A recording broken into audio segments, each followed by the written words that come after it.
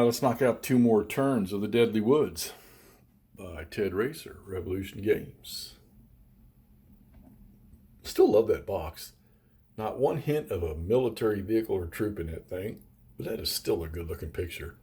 What's that? Oh, isn't there a Napoleon game that has a box cover like this? Anyhow. Yeah, all right, so we have played the all the way through to December 23rd. So we played the 20th, 21st, 22nd, 23rd turns. And it's starting to turn into pretty much a Bulge game. So in the north, I guess, the Allies have started to got too many reinforcements, and they're actually starting to make some attacks. The Germans got some stuff that came in down here and they made an attack, and they did pretty much an exchange right there. Piper, somebody slapped him in the face. A couple of reduced units in that stack right there, but they did destroy a unit out of those woods there. Second SS here in the middle, they moved over to try to help this. This armor unit here for the Americans is out of supply. He can't attack, but he's going to be able to move. So I obviously made a bad choice with the Germans by leaving this back end open for him because he's going to get out of there now. He's not going to get back into supply, but he can get out of that hex he's in. All right, so Bastogne is still owned by the Germans. 2 armor units sitting in there. Houffalize was owned by the Germans, but the 84th Infantry got in there, and they have taken that back now. And I don't think the Germans have enough strength right there in that pocket to get them out. If this unit wasn't sitting down here, this out-of-supply unit, they could move that stuff forward. All right, over here to the south, they've got this unit surrounded. Couldn't attack him. They didn't have a combat chit to draw. But and the Americans in this game here, I have an out of supply on that guy right there because I'm not using him. There's only like 5 or 6 supply markers. The Allied forces, they check for supply at the instant of movement or the instant of combat, whether it's attack or defense. And then you just use that effect at that moment. And then next time it comes around where they're going to move or combat, you just check them again right on the spot. Whereas the Germans, they go out of supply, you put a marker on them. It does say the designer's notes that it does help if you put an out of supply marker on an Allied unit if you have them available. So, all right. So as stated, the North got a lot of armor and mechanized infantry, but I may have to do some shifting, but because they're just not seeming to get through there. Might try one more time, but it's not looking very positive. Like I say, in the middle here, I don't think nothing's going to happen there. All right, so here's the deal. Look at this chart right here. German victory if they get 5 victory points. All right, they've got 3. Now, here's the deal. They're going to go out of supply, but Lear Panzer is out here. They've taken Neufchâteau, and then you got this Lear Panzer unit who could, depending on who gets to move first, well, no, he's never going to get there. He could probably get down here to Sedan. So depending on who gets the next move. So that would give them 4, but whether or not they can hold on to them or not, I don't know. And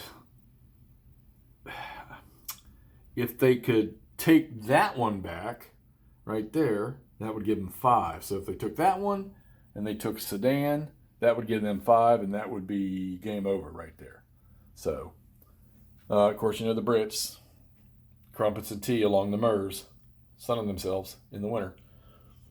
So, all right, so typical Bulge game right now at this moment. I'm not bored with it. It's still got my interest a little bit, and I want to see if the Americans can close off and cut the supply off to the 2 Lear units out here, which will reduce their movement, which means this one probably, if he gets out of supply, won't be able to get here. Actually, they're going to be out of supply the minute the next turn starts, or I take it back, when they get one of these supply checks drawn, and they have to check for supply. So up until that point, if they should get a movement order without a supply check, they'll be able to run down there and take that location, and then we'll just have to see. So maybe it is, if that happens, and Lear can run over here and take that, and then, if that were to happen, then maybe try to shift focus and take Houffalize back and see if they can hold on to it for the duration of the turn. So, casualties, Germans have still only lost 1 complete unit. Well, actually, they didn't even lost anything. They lost steps. That's Von der Heid, who didn't do nothing. Americans have taken a beating, on the other hand. They've got quite a few. But like I say, they've got the numbers coming on the board, so they're probably going to be just fine. Do have one little airborne unit down here for the Americans that can probably move and take something. Depending on which one he takes, let's see what this guy can do. So he can go 1, 2, 3, 4, 5, 6. So he could take either one of those. All right.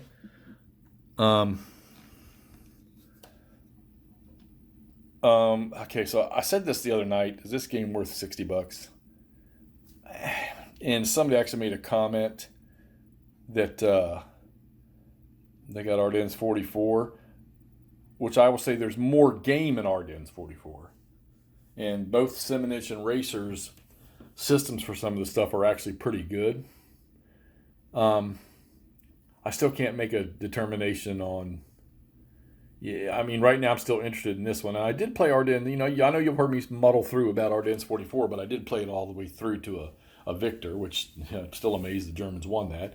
And this one's looking like it could potentially end up the same way under a victory point type thing. So, if the Germans hit that 5 victory points, I think I got to check that, because is that at a certain... That might be for the short campaign. I don't know. I'll look at that. But right now it says on the chart that it's a German victory if you get to 5 victory points. But why would you have all these other ones that go all the way up to 10? So I'll research the victory. The victory rules are pretty simple on this. You have like an immediate victory thing, and then you have like sudden death if you don't hit the immediates. But then you have a 6-turn campaign and a 12-turn campaign. So, but we'll see. Like I say, we're already through 4. That's 2 nights that I've played for an hour each, 2 turns each, along with setup. So, yeah, I can't complain about that. This one's moving along pretty good.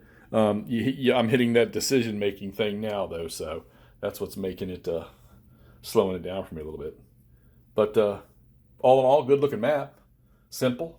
No issues with identifying terrain.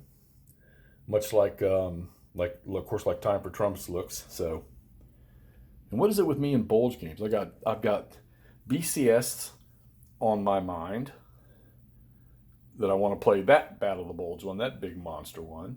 Time for Trumpets sitting over there. Bitter Woods sitting over there. Wacht am Rhein. And at the same time, I want to get back to playing a Civil War game. So somebody asked me that one too. I'm not sure which way I'm going to go.